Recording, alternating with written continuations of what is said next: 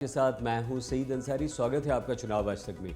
क्या इंडिया गठबंधन टूट के कगार पर है? क्या समाजवादी पार्टी के मुखिया अखिलेश यादव ने इंडिया गठबंधन को तिलांजलि दे दी है, या अखिलेश यादव ने एक ऐसा मास्टर स्ट्रोक चल दिया है जिसके आगे इंडिया गठबंधन के विभिन्न घटक दल बेबस दिख रहे हैं?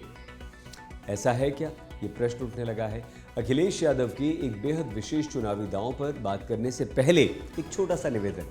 अगर आपने अभी तक चुनाव आज तक चैनल को सब्सक्राइब नहीं किया है तो जल्दी से कर लीजिए, क्योंकि चुनाव से जुड़ी तमाम खबरें, विश्लेषण अगर आपको किसी एक डिजिटल चैनल पर मिल सकती हैं तो वो सिर्फ और सिर्फ आपका चुनाव आज तक।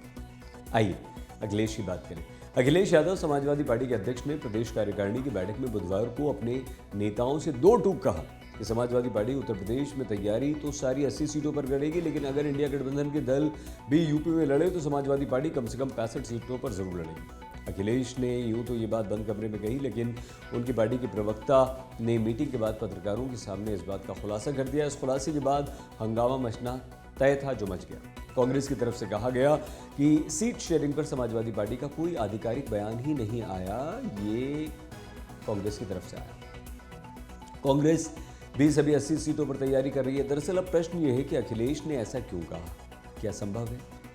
इन प्रश्नों के उत्तर टटोलने की कोशिश अगर हम करें तो कहा जा सकता है कि अखिलेश यादव ने मास्टर स्ट्रोक चल दिया। इंडिया गठबंधन में भी दो समस्याएं चल रही हैं। एक ये कि विभिन्न चुनावी पार्टियां जो हैं, राजनीतिक दल जो हैं, वो कांग्रेस के चुनाव में व्यस्त है, तो विभिन्न राजनीतिक दल इस व्यस्तता को लेकर नीतीश कुमार ने गुरुवार को कांग्रेस पर हमला भी कर दिया। नीतीश ने कह दिया कि इंडिया गठबंधन में कोई काम इसलिए नहीं हो रहा है क्योंकि कांग्रेस का पूरा ध्यान तो चुनावों पर है 5 राज्यों में।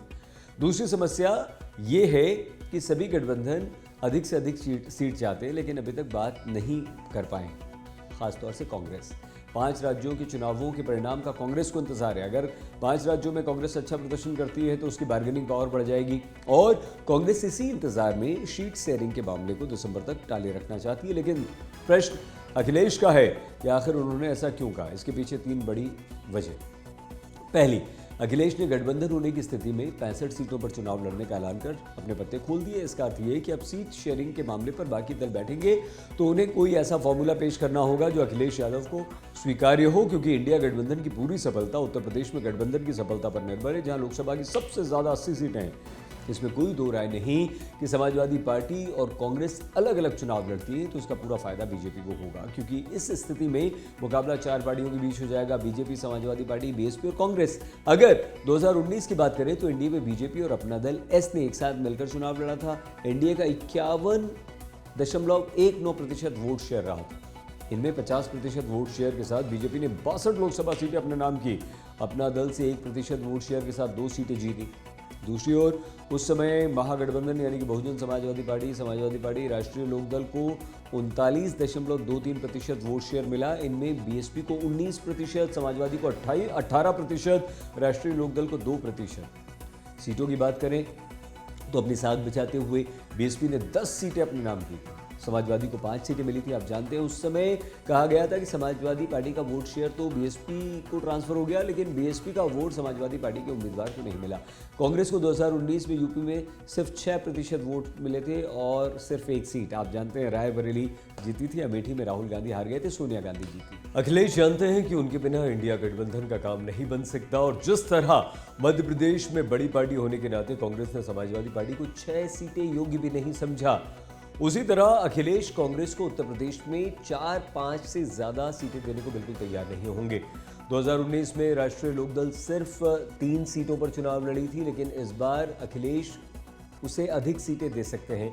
ऐसा होने से वेस्टर्न यूपी में समाजवादी पार्टी गठबंधन मजबूत होगा, और दूसरा, जयंत चौधरी तमाम अफवाहों के बाद भी अखिलेश के साथ बने हुए हैं। मतलब ये हुआ कि कम से कम 5 से 6 सीटों पर जयंत चौधरी के उम्मीदवार चुनाव लड़ सकते हैं।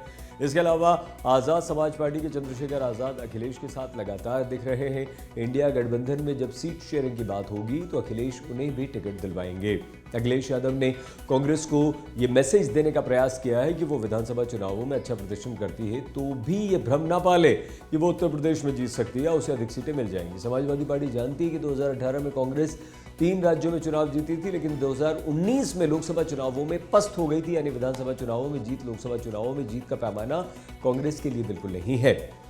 अखिलेश यादव ने इंडिया गठबंधन में सीट शेयरिंग की बात शुरू होने से पहले ही अपना दावा जता दिया, गेंद अब कांग्रेस के पाले में डाल दी। क्योंकि अगर उत्तर प्रदेश में गठबंधन नहीं हुआ तो सबसे अधिक नुकसान कांग्रेस को ही होना है, क्योंकि कांग्रेस नेता राहुल गांधी बीजेपी के विरुद्ध मोर्चा खोले हुए हैं और यह भी संभव है कि अगर इंडिया गठबंधन की सरकार बनी तो सबसे बड़ी पार्टी होने के नाते कांग्रेस की तरफ से ही कोई ना कोई व्यक्ति प्रधानमंत्री बनेगा। लेकिन ये सारी रणनीति बिना यूपी जीते संभव नहीं है और यूपी बिना अखिलेश यादव के जीतना भी संभव नहीं है। इसीलिए अखिलेश अपना ये रोल जानते हैं और इसीलिए अखिलेश यादव ने 65 सीटों पर दावा ठोक दिया है। वैसे भी 2019 में अखिलेश अपने से अधिक सीटें बीजेपी को देकर गलती कर चुके हैं। तो एक बार फिर से सुन लीजिए कांग्रेस और समाजवादी पार्टी के नेताओं ने सीट शेयरिंग के मामले पर क्या क्या कहा है।